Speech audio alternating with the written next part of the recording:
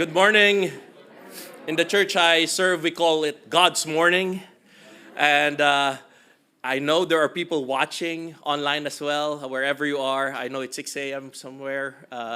We're glad you're all here. And of course, to all of you, as Anne Henley has been saying, what a gift, what a gift. And I'm going to repeat that, what a gift.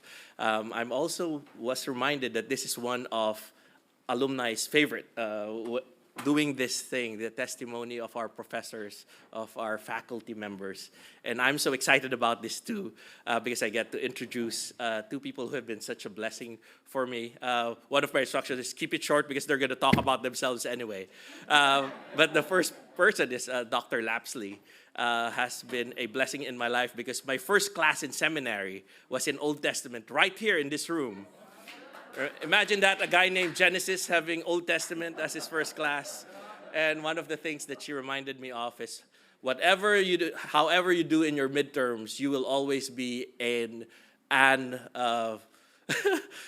you will always be God's beloved child, a beloved child of God. And I actually put that as my name in my midterm, Genesis, the beloved child of God. So Dr. Lapsley, thank you for reminding me of that. And even if I messed up the introduction, I am a beloved child of God.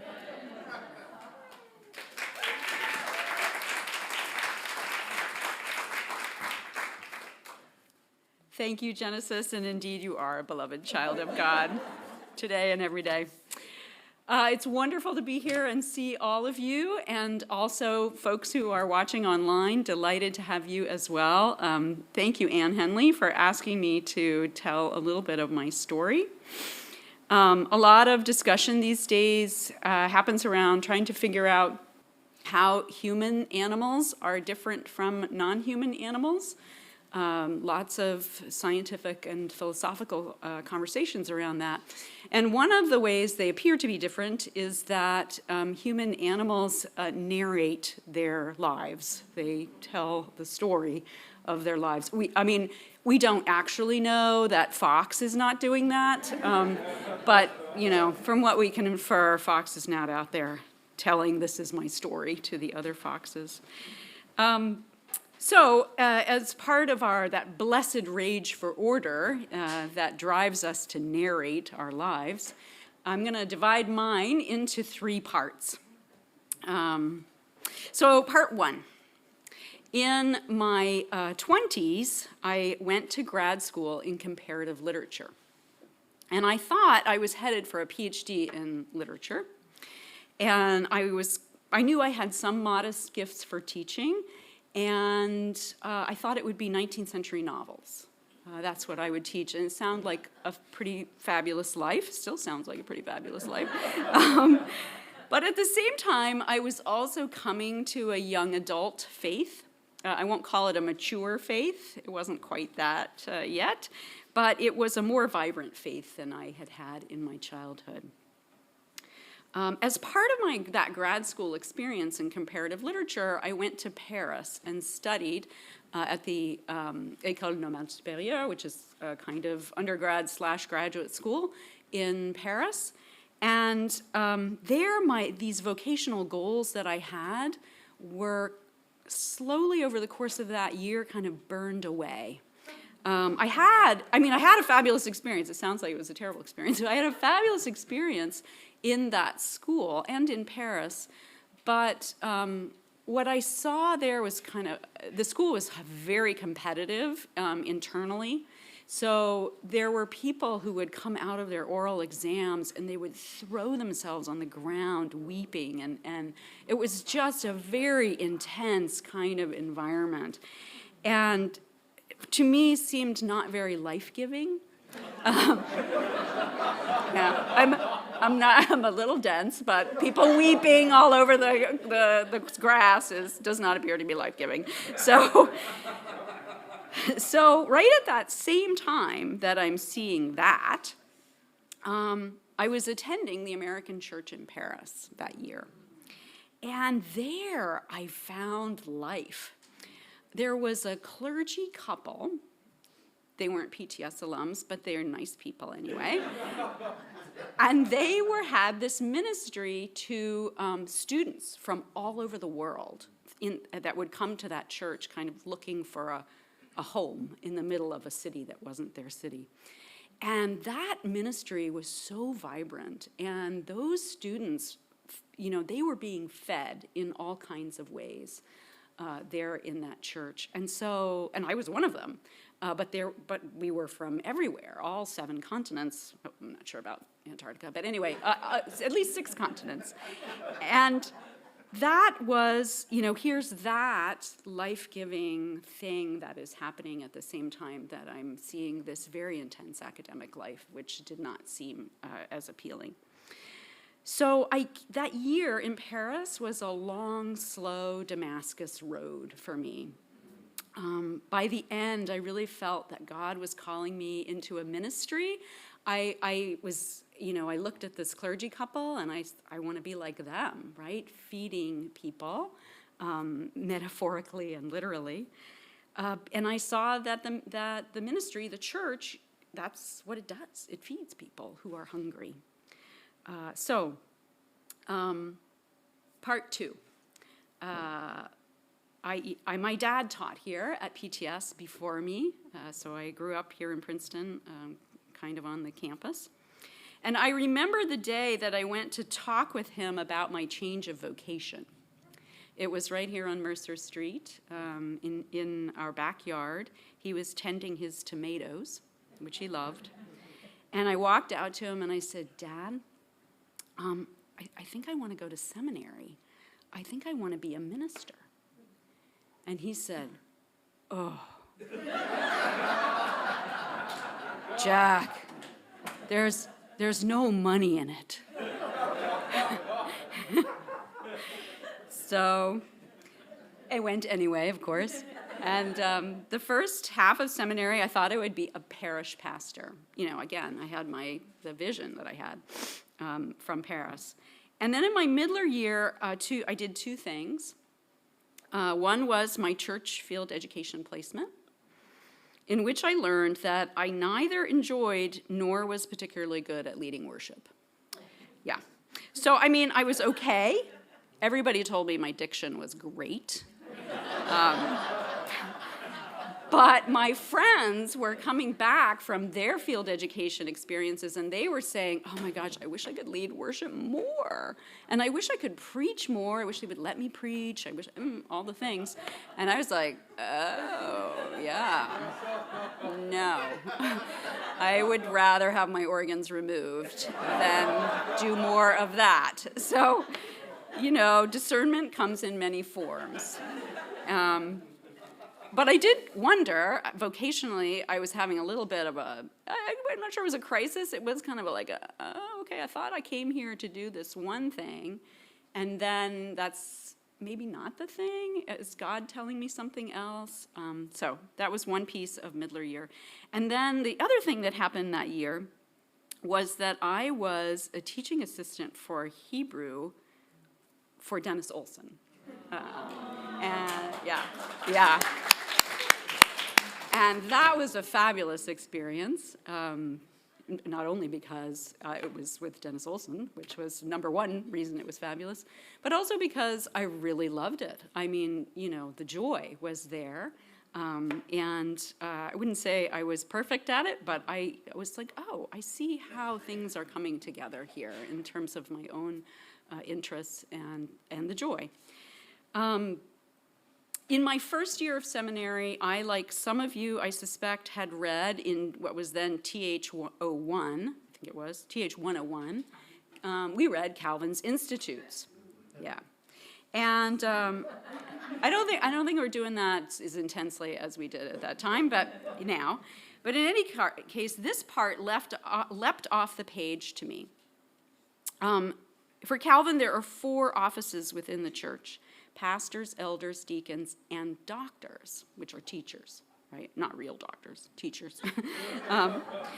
And this realization that I could be a teacher called to a ministry within and for the church was just a giant aha. Aha. Calvin said it was okay, right? And then Frederick Buechner's, famous saying about vocation I think I learned that right around the same time. The place that God calls you to is the place where your deep gladness and the world's deep hunger meet. And so I felt that in teaching Hebrew. So I wasn't sure that the world feels all that hungry for biblical Hebrew, but I was ready to give it a go, right? To stir that hunger up as best I could. So part 3, the rest felt as natural as breathing. I went to Emory for graduate school. I came back here to teach. I still feel that my calling has been within and for the church. I still feel that now as much as I did when I started. Even back then, my sense of call was broader than just narrowly for the church, though. I'm called to help prepare people, give my own little piece of that preparation to be Christian leaders for the sake of the world. And that's what PTS is about. That's what our mission is. And on good days, I sense that gladness and that hunger that Buechner talks about as being right there in the sweet spot.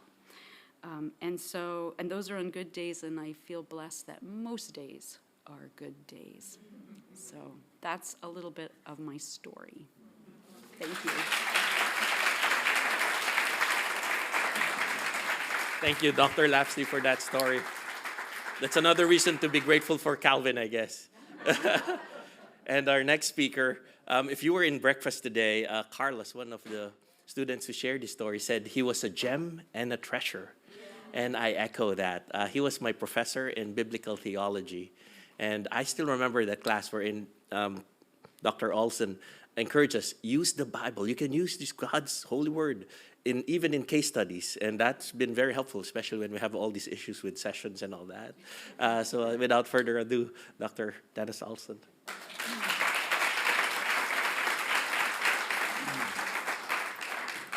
Thank you, Genesis. It's great to be with you. Great to be with you online as well.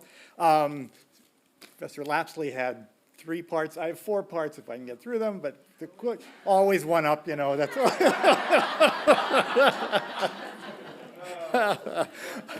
First part is what I would call the paradox of the ways of God. The paradoxes of the ways of God. And just thinking about my own formation, both my parents were immigrants to this country from Norway, and they both grew up on farms, small farms there in the beautiful valley surrounded by mountains. They ended up coming here, my father in 1929, my mother in 1947 after World War II. So Norwegian and English were spoken simultaneously and interwoven in kinds of ways. And there's research that suggests that having that kind of bilingual experience sort of does things to your minds. But I think one of the things that helps is the capacity to think through seeming contradictions and tensions and be okay with that, and to manage the way that's through that. And so I've always been fascinated by the Bible as a text of traditions that are often in some tension, but are conveying truth through those tensions and managing those in particular contexts. And that's why in that course on biblical theology and practice of ministry, I developed that course with a New Testament colleague many years ago, precisely because it offers the opportunity to see the richness of the Bible and the ways in which that richness can be a resource for thinking in concrete ways through sometimes quite gnarly cases that we encounter in ministry in various kinds of ways. So I grew up in a bilingual household, and I also spent the first elementary years of my life, 1st grade through 6th grade, in the last one-room country schoolhouse in Minnesota. Yeah. And we had a great teacher who could manage that really well.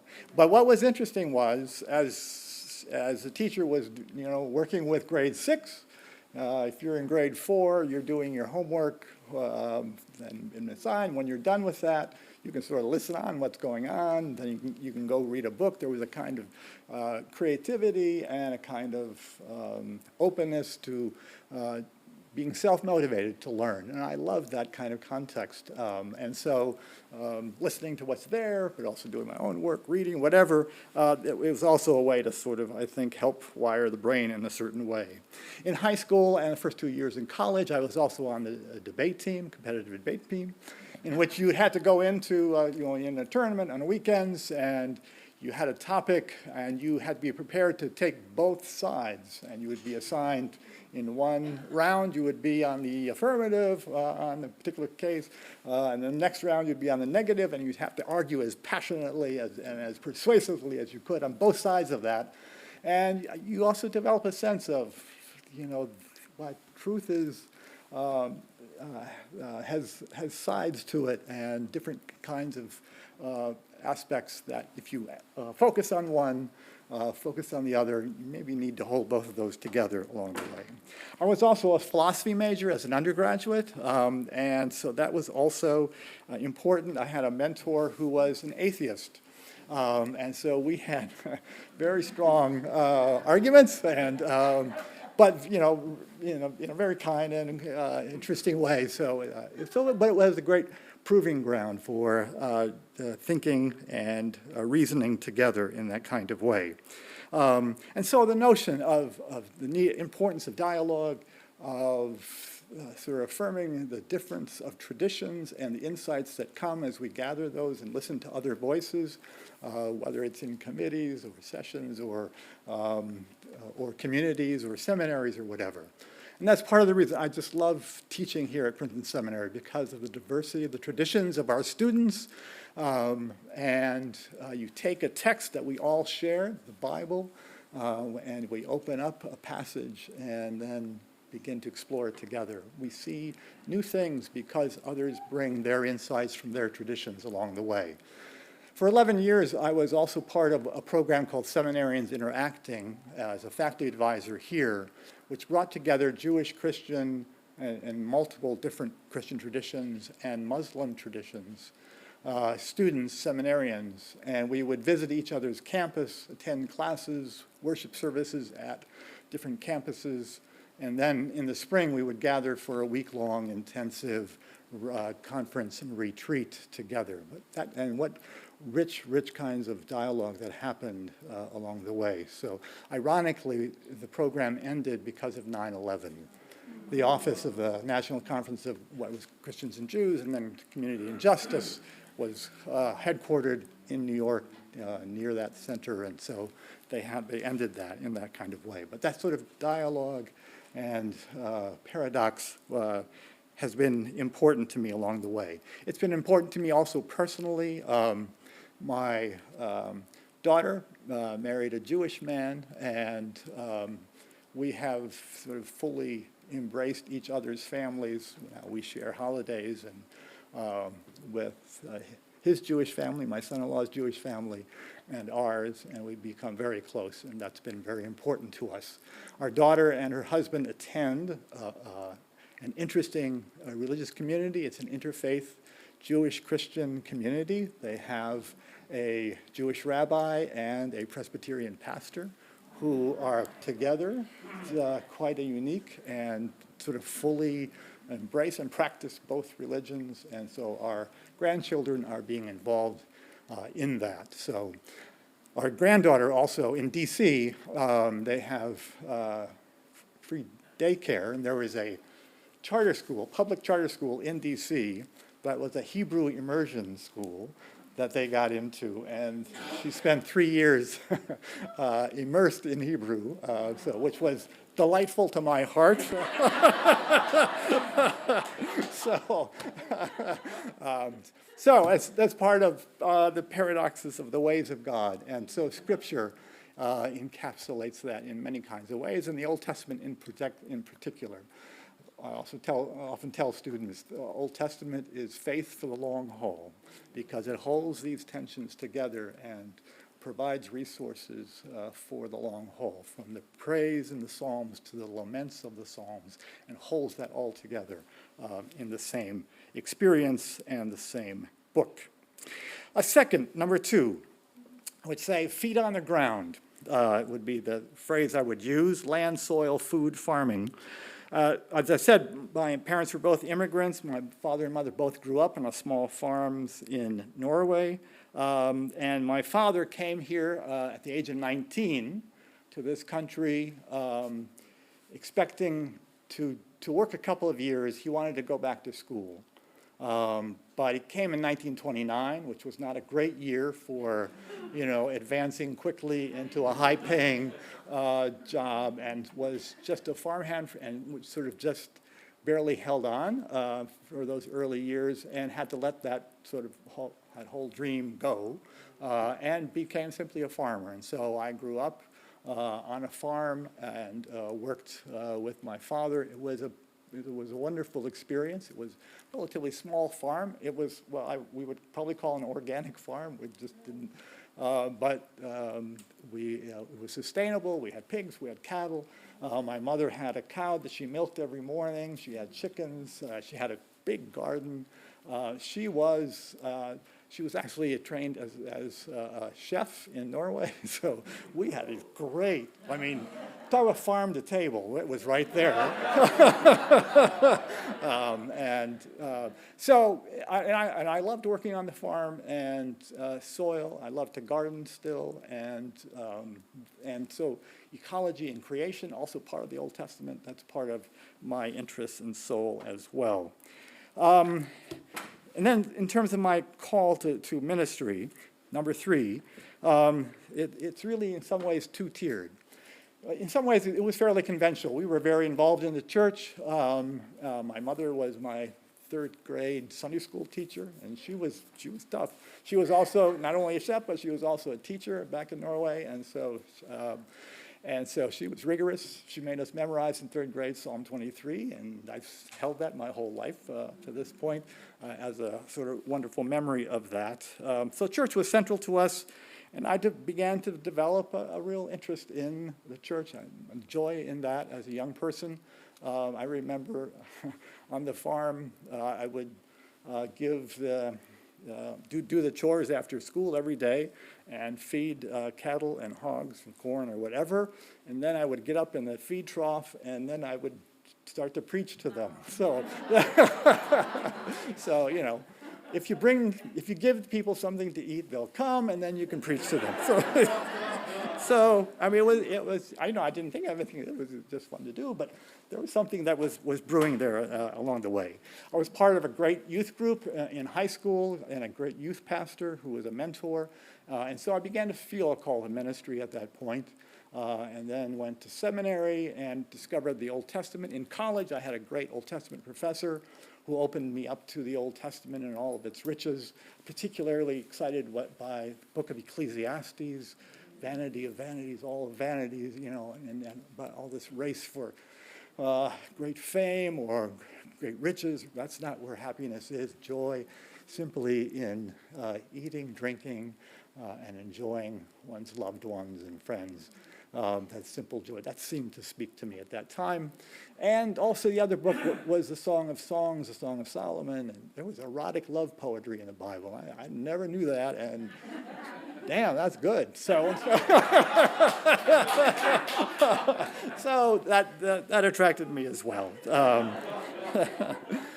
So I went on to seminary at Luther Seminary in St. Paul. I'm Lutheran in tradition background, and developed further my interest in Old Testament. Terry Fretheim was an important Old Testament theologian for me, shaping concern about the Bible, but its theological use for the sake of the church. I then went on to Yale University. Bart Childs was there, and who had a similar concern about the Bible and the theological use in the life of the church, and so that felt very compatible to me along the way. But I thought, and so I began to develop a sense of call to to teach in a seminary if that were ever possible. But I thought it might be good to go into ministry for a while and actually be a pastor, if I'm going to teach pastors. And so I did that for 4 years, right after finishing my dissertation. I went to my call interview, and I was, really excited by the Old Testament, and I expressed that to my call committee and went on how great the Old Testament is and so forth. And then one of the people on the call committee sort of leaned over. His name was Larry. I remember he squinted his eyes. He had glasses on. He squinted his eyes. He leaned over. He said, "Would you ever preach about Jesus?" And I still remember thinking, I should say, "Who?" and just see how they would react.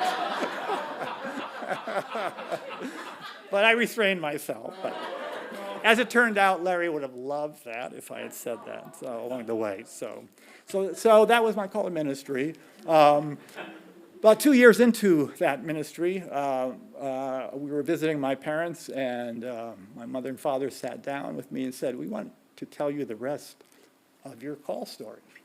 I said, "What?" And so my father was raised in that small farm in Norway. He went to a one-room country schoolhouse. He had a teacher who felt himself a call to be a missionary. But he never could quite sort of pull the trigger on that.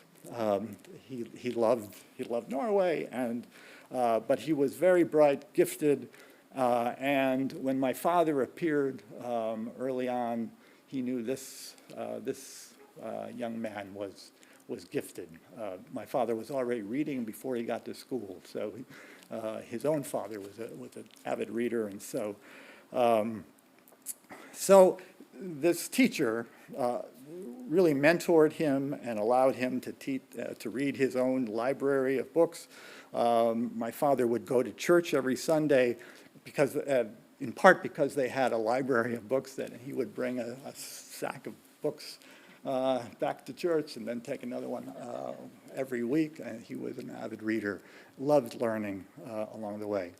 So this teacher, though, more and more realized he couldn't take that call on, but he thought perhaps this person could, and my father began to also take that call and developed within himself as well. And so when he came here in 1929, at the age of 19, having borrowed $200 from his father for the ticket on the ship, that's all he had, and he came here, and his hope was to have a couple of years, earn some money. America seemed to be a land of opportunity. There was not much going on in Norway at the time, but it never happened for him because the Great Depression, and the dream never happened. After World War II, my father went back to Norway. Norway had been occupied by the Nazis, and one of his brothers on the farm where he grew up had helped an Allied pilot who had parachuted out of a plane that had been shot down and smuggled him out back to England. And someone told the local Nazi officials, and so his brother was taken to a concentration camp up in Oslo. And his brother was on a line to go on a ship and then on a train to a place called Auschwitz. And the commander of the camp saw him in the line and said, "Take him out. I need him to take care of my horses." So that saved his life, probably. Your brother? No, this was the brother of my father, my uncle. Yeah. And so, but it was totally traumatizing to my father's brother. And so after the war, he just came home and went into a fetal position, suffering what probably would be PTSD. And so my father went over for the first time since in 1946 or 7 to the war, and spent 6 months with his brother and sort of nursed him back to life. And so he really did come back to life in that kind of way. He then met my mother, and she had been a teacher. She had also been trained as a chef. She had just been admitted to the top culinary institute in Oslo, in the capital of Norway. She was so excited, and she met my father. They fell in love in July, and they met in July. By October 1st, they had become engaged. My father's ticket for his boat was October, so he had to leave. But they promised one another to send love letters to one another every week for a year, because my mother said, I need a year to get everything together, and then I'll come over. My mother just revealed that just like a year before she died, which it was only a couple of years ago. She lived to 98, but I said, oh, Mom, do you have those letters? And she said, no, we don't. So unfortunately, she said, when we had my two other brothers, so the three boys, when we had begun to, we were born and growing up, my father was afraid the letters might fall into our hands, and we might be might be sullied or something by the letters. And so he said to my mother, I think we should, this box of these love letters, I think we should get rid of them. My mother said, no, but okay, all right, okay, and so.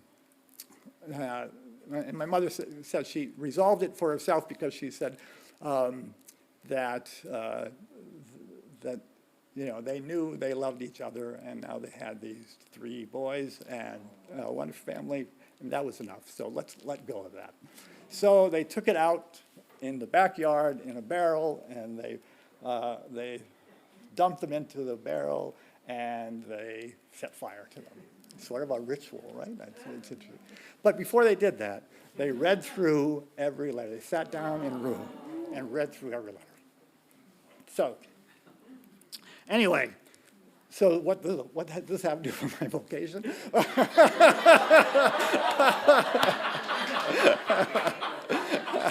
Well, the point my parents wanted to say was, look, your call was 2 generations ago to my generation and now to you.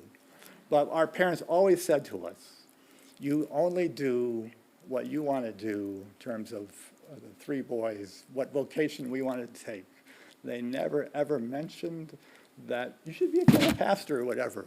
Just do what you want to do. They wanted to have the call genuinely come from, if this was going to happen. They had agreed to themselves, it would be nice if this call would go to one of these sons, but they never mentioned it to any of us in that way, and wanted to do that. So that's the second tier, the rest of the story along the way.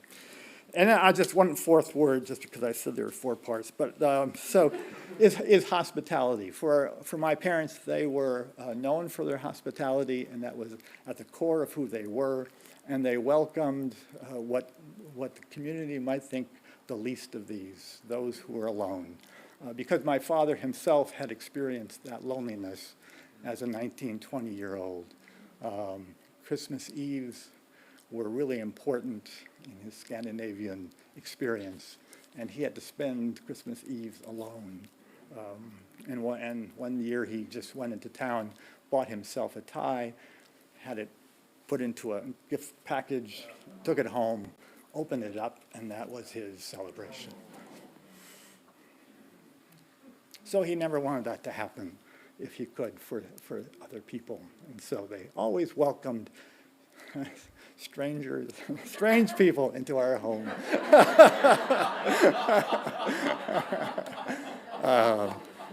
But those were the people they loved to have. And my mother, when my father said to my mother, you can do anything you want when we move back. If you want to work outside the home, that's fine. You want to work on the farm, that's fine. You want to stay in the house, whatever you want to do. Just one thing I ask, and that is every Christmas Eve we invite people who are alone to join us. And so we did. Yeah. So, and when I think of my classroom, I think about hospitality and welcoming strangers and finding home there in that way. So that's my story. Thank you.